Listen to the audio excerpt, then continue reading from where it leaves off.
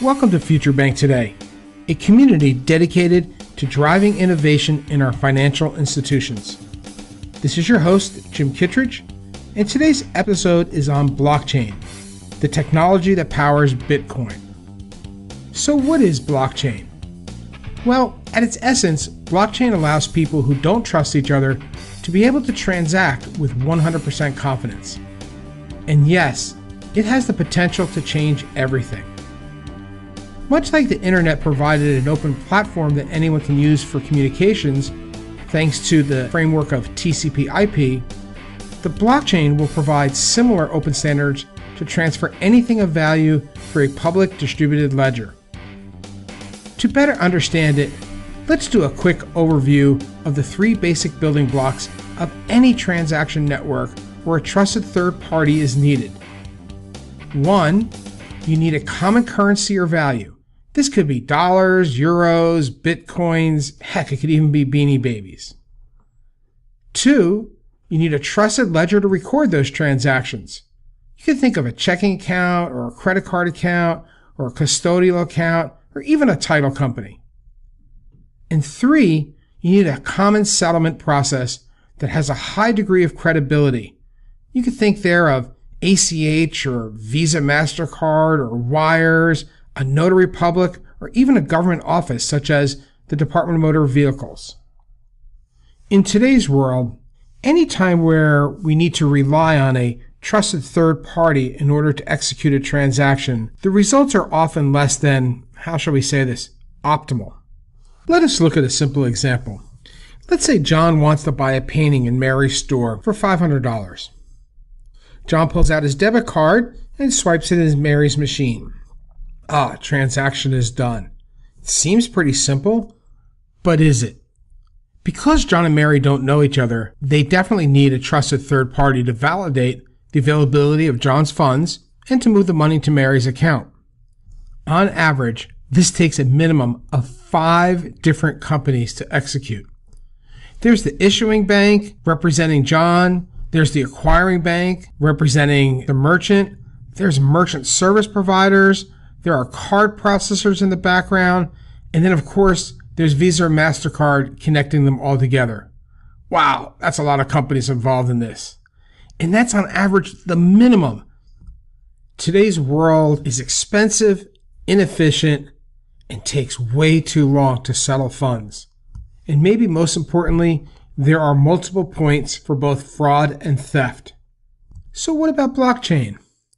Well, let's hold off on talking about blockchain for a few minutes because it's really complex. Let's have some fun. And instead, you and I designed the perfect transaction system for John to buy Mary's painting, one without so much friction. Let's start with building a simple ledger, one that has everyone's balance already in it, and let's make it really easy for anyone to access it at any time from any place. Then, let's package up all of our computer code and let's make it public. And let anyone who wants to copy it for free. That way, no one will, quote, own our system. Instead, we'll let everyone share in ownership in our new system. Now, how will we connect to our system? Let's add a few nodes that we can connect to and execute a transaction.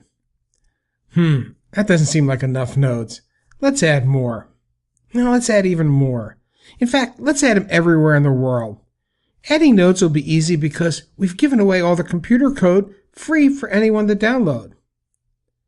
And to keep all those nodes the same, wouldn't it be also really cool if we gave a copy of that ledger to every node and then had them automatically synchronize with each other? Yeah, I like this so far. We're getting pretty good at this. How are we going to know what everyone's balance is on our ledger, though? How about we put every transaction in our ledger that has ever been done, and I mean every one from the very first. That way, to figure out something like John's balance, all we'd have to do is add up all of his transactions in and all of his transactions out, and we'd be able to do this from any node. That leads us to a problem, though. How do we stop something like John spending his balance twice by sending 2 transactions to 2 different nodes, like one right after the other? We need a way to have a timestamp on our ledger for new transactions. Let's think about that. I got it. Let's ask some of our nodes to package up all the recent transactions in a block and post them to Ledger all at one time. But wait, there are a lot of nodes. How should we decide which of these packaging nodes should actually get the post next? Let's think about that.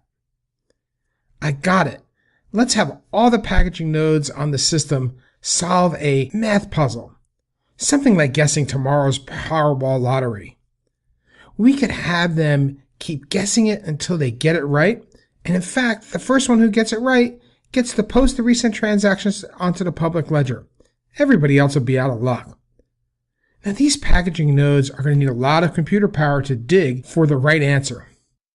Hey, I got an idea. Since they're digging around, let's call these packaging nodes miners, so we don't confuse them with all the other regular nodes. And for solving this lottery problem and doing all that work of posting to our ledger and making sure everybody else has got it in all the other nodes, let's give them some kind of reward. That way they and all the other miners will stay focused. Yeah, that sounds pretty good. Now, in today's world, it could take someone like Mary up to a week to actually get paid in our old system. So let's change that in our new one. And let's make all of these nodes work with 10-minute intervals. Boy, getting paid in 10 minutes would make Mary awfully happy. Now the next question would be, where will John keep his money? Well, on one of the nodes, of course. I think that sounds pretty good. But I gotta tell you, John sometimes, he's a little paranoid. How about we give him the option to keep it in a wallet on his own PC? Or heck, even on his phone. And if he's even in one of his real paranoia moments, the kind with the aluminum hat, let's let him even keep the money on a piece of paper. And that fact will let that money live only on that piece of paper. That way he can secure it in his safe. If he ever needs it, he can bring it back out and enter it into a system. Yep, I think that would work. Speaking of safe, maybe we should design some great security in our new system. Let's first fully encrypt John's wallet on his PC and his phone. We can also make John's account number completely anonymous on the public ledger by encrypting it and giving a private key that only John would know, so no one could ever decrypt who it really is. That way, who cares who has a copy of all the transaction balances? They wouldn't know who to try to steal it from anyway. Sneaky, but I like it. But still, someone maybe could guess John's account number, even if we encrypt it. We're going to have to make an ginormous number of possible accounts so that no hacker could ever possibly guess it. Let's see, how ginormous can we get? Let's make it even bigger. Yeah, that works. But could someone hack into our miners and modify the transactions with a supercomputer? Well, since our entire network is working as one, and based on all the miners we have, I kind of did some math over here on the side. And it would take the 200 most powerful supercomputers we have combined in order to hack into our network. I got the feeling we're pretty safe for quite a while. Besides, we add miners every day, which continues to make it even safer. So let's review our new system we just built.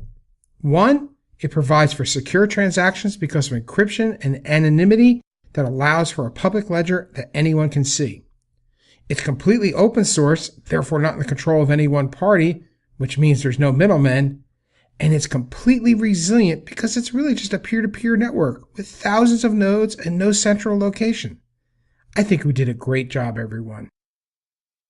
So what is blockchain? Well, actually, we just described it perfectly. It's really pretty basic when you look at it from this perspective. Stay tuned for next week's episode on where blockchain will be totally disruptive to the financial industry. Thank you for your time this week, and I look forward to hearing from you.